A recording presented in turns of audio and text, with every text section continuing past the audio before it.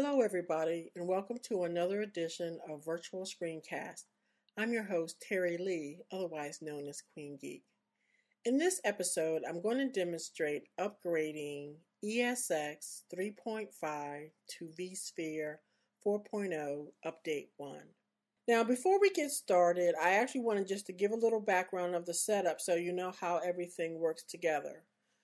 I am recording this on a Mac computer that's running VMware's Fusion. For Windows folks, that's just VMware Desktop for the Mac. So that over here is actually running my ESX 3.5 without any patches virtually. And I did that because I just didn't have another box. Despite the fact, if you look in the window, it says ESX up here. I had originally had a 4 and I just overrode it with a 3.5 install. In this window, I've actually RDP'd or remote desktop to what is my virtual center server that is running on my ESX physical host. I just recently purchased a Dell T310 server, and that's running ESX 4.0 Update 1. And this, my virtual center, is 2008 Service Pack 1 and 32-bit. So now let's get started. I'm going to launch my vSphere client, and I'm going to actually connect to my ESX 3.5 server, and I'm going to put it in maintenance mode. That's the first thing you kind of really need to do. Well, actually, if you were doing this in production, you want to make sure all your guests have been migrated off of the box or shut down if you only have one server before you do the upgrade. This is just for demo purposes, so I'm going to go ahead and put it into maintenance mode. It'll ask me, am I sure? Is everything moved off? And yes, I'm sure. I'm going to minimize this, and I'm going to run the VMware's host update utility. So it asks for some patches that it wants. It actually wants to talk to VMware servers and download some patches, but I'm not doing patches at the moment. When I initially ran this was blank. I went up to host and I just added in my host manually IP address because I'm not really running a DNS server. So I'll highlight the host and I'll say upgrade host. Now, being prompted for the ISO image of my 4.0 install, basically the CD or download of ESX4 in ISO format. I'm going to already pick the ISO image and click OK, and then I'm just going to go next. Now the validating upgrade package takes a little while to run. So I may cut a little bit out of this during the video recording. Okay, returned from pausing the video. We're presented with the EULA, and now it's asking me for the root password for my ESX 3.5 server.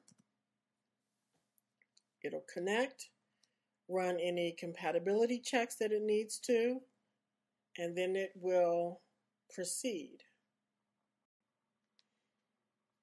Once the compatibility check is complete, you can choose to increase the space for the console OS. So I'm going to do that based on what I had seen in watching one of VMware's video and having a little bit of space in case you need to roll back. It doesn't get rid of everything, and once you need to repeat the process, you might want to have a little bit more. So I'm going to make it like a even 15 gigs, which may be big, but it's just demo. And we're going to leave ourselves an out that if it fails, I wanted to roll back the changes, although you can do this manually. And then I'm just going to click finish and let it proceed to upgrade. And you'll see that the status changes to upgrade, and eventually our host will begin to reboot and perform the upgrade. But now that the upgrade is actually going, it took approximately 19 minutes for the actual upgrade to begin once the ISO was copied over. What you're seeing now is a condensed version, 19 minutes down to like 3 minutes and something. I actually had some hiccups during the original recording. Since I had upgraded this once before, when I went to revert, it doesn't really get rid of all the ESX4 modules.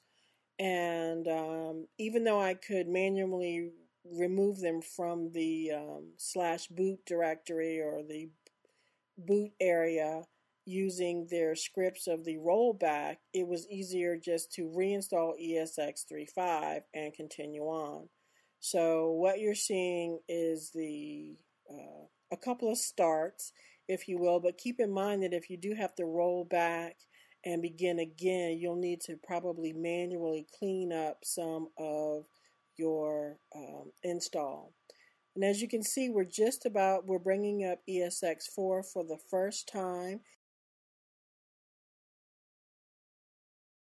It went through the upgrade. Again, feel free to slow the video down, but I didn't figure anybody wanted to watch 19 minutes of an upgrade. And so there you have it, the first boot up, and it's actually upgraded to ESX4. And now that our server is up and running, we will log into it using the vSphere client and take it out of maintenance mode. As well as in the host update utility, we will click OK, authenticating to it and saying that we're done with the upgrade, and you'll see it changes now to a ready state. So once we, in a real world scenario, when you take your system out of maintenance mode, you would probably obviously maybe bring any guests back online or migrate them back over. But other than that, we are pretty much done. Now stay tuned for some more videos when I show you how to get rid of that annoying NUMA error, as well as how you can roll back your installation or your upgrade if you needed to, or just clean up your ESX35 and get rid of it totally. Because if you remember, there was the 3.5 instance is still there. And that's it. Thanks for watching.